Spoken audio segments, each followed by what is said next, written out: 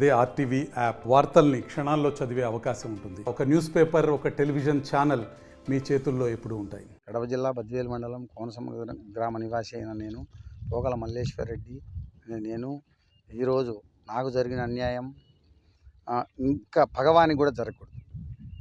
అయితే నేను 2020లో నేను గొల్లమందల శ్రీదేవి ఓసూరి ఏసోబు దగ్గర నేను 4.5 ఎకరా పొలం కొన్నాను, బోర్లు వేసుకున్నాను.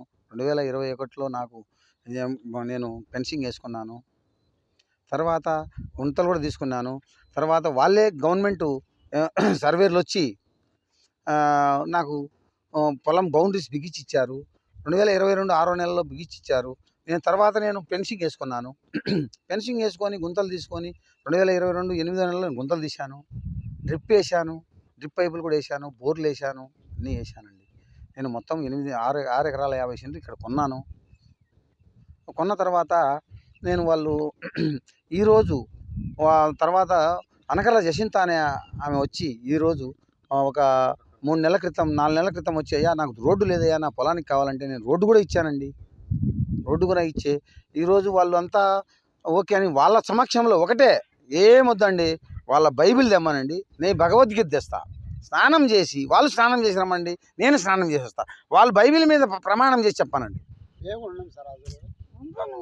వాళ్ళు బైబిల్ మీద ప్రమాణం చేసి నేను ఎక్కడే కానీ ఈయన నాటి లేదు అని చెప్పను, నేను భగవద్గీత మీద ప్రమాణం చేసి చెప్తా. వాళ్ళే అనకర్ల సుధాకరు జస్మిత అని నాటి ఇచ్చానని నేను చెప్తాను.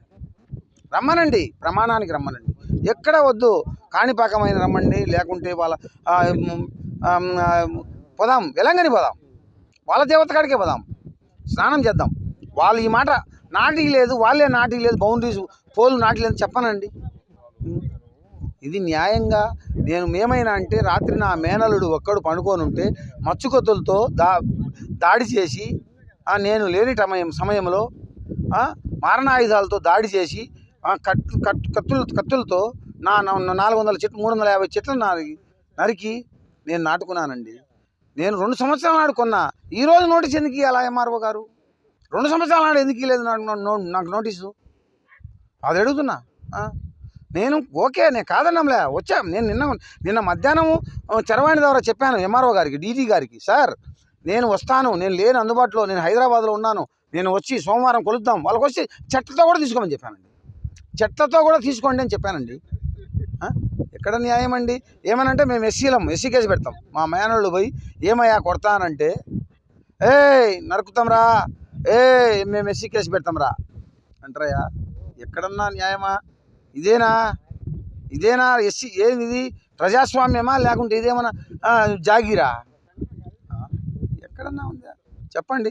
ఇది సార్ నా జరిగిన అన్యాయాన్ని మీరు ఆలోచించి ఎస్పీ గారు కానీ, కలెక్టర్ గారు కానీ, చంద్రబాబు నాయుడు గారు కానీ ఒకసారి ఆలోచించి నాకు న్యాయం చేయండి. మరిన్ని వీడియోస్ కోసం ఛానల్ ని సబ్స్క్రైబ్ చేయండి. లేటెస్ట్ అప్డేట్స్ కోసం వాట్సాప్ ఛానల్ ని ఫాలో చేయండి.